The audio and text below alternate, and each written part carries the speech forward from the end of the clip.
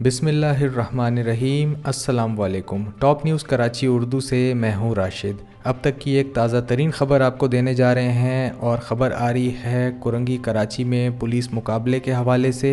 कुरंगी कराची में पुलिस मुकाबले में 3 डाकू हलाक हो गए हैं।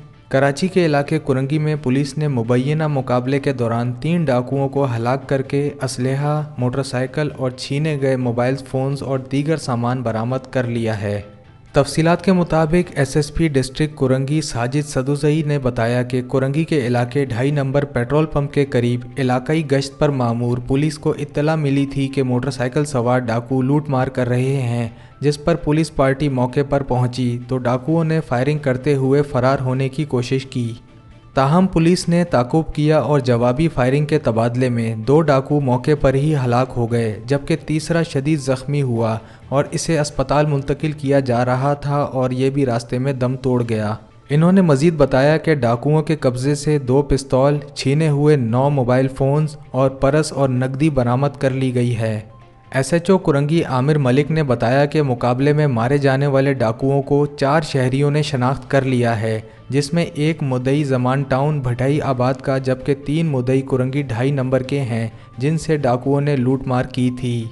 इन्होंने मज़ीद बताया कि मुकाबले में मारे जाने वाले तीनों डाकुओं ने चंद रोज़ कबल कुरंगी में कैफ़े माला के बाहर भी शहरियों से लूटमार की थी, जिसमें वो 15 से ज़ायद मोबाइल फ़ोन्स छीन कर फ़रार हुए थे और थाने में मुतासरा अफराद की आमद का सिलसिला जारी है।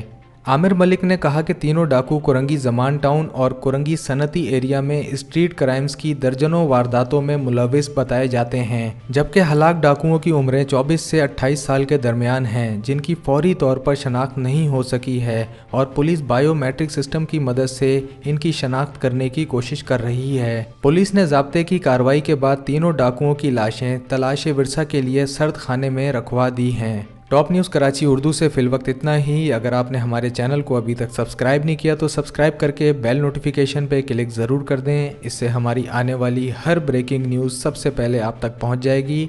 टॉप न्यूज़ कराची उर्दू से राशिद खान को इजाज़त दीजिए, फिर मिलेंगे नेक्स्ट ब्रेकिंग न्यूज़ के साथ। अल्लाह हाफिज़।